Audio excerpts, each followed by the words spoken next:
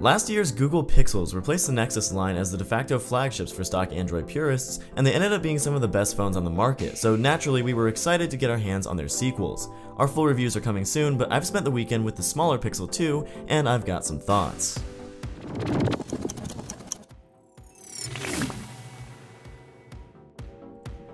I'll say right away that I'm not a fan of this phone's hardware. Just like last year's Pixel, the Pixel 2 is made of aluminum, which I generally like the feeling of more than glass, but the coating that sits on top of it makes it feel sort of plasticky and, well, just not like an HTC built phone. Still, I like that it's a matte finish, and the coating actually covers up the antenna lines, which is kinda nice.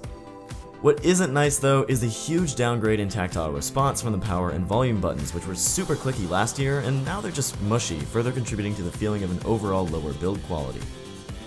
Oh, and you know how a ton of people complained about the iPhone-like bezels on the original Pixel? Well, it's almost like HTC took that as a challenge and made them even worse on the Pixel 2. On the bright side, you do get front-facing speakers out of it, and they get nice and loud with a clear mid-range, though there's absolutely zero bass response. Real quick with some smaller details, squeezing the phone to launch Google Assistant is weird.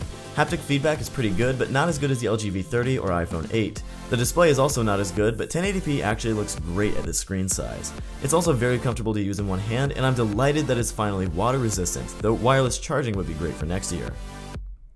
Alright, enough dumping on the hardware, it's time we look at the real reason you would buy this phone, the software. The Pixel 2 runs a slightly tweaked version of Oreo with some nice new fonts, a condensed power menu, and finally a black theme system-wide. Boot up time is ridiculously fast, and so is the setup process. It automatically put all of my apps in the same place I have them on my Pixel XL, and Google signs into every app for you. It's really great. Of course, the search bar has been moved from the top of the home screen down to the bottom, which doesn't look as good in my opinion, but it's much more accessible now.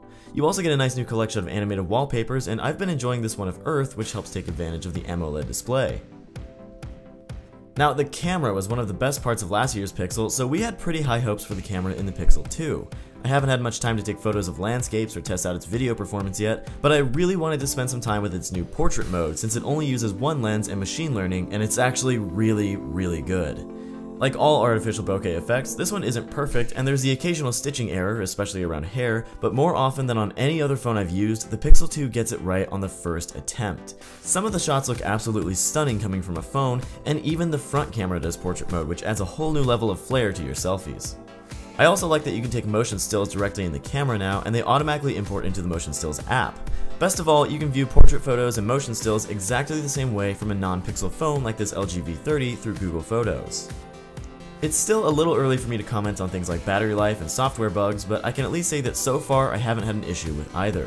I still don't love the hardware, but the camera alone is already making the Pixel 2 hard for me to put down. Again, our full review is coming soon, but if you pre-ordered a Pixel 2, hopefully this video gives you an idea of what you can expect. And if you pre-ordered a 2XL, we've got another early impressions video with Ben's thoughts. Thanks for watching everybody, and we'll see you next time.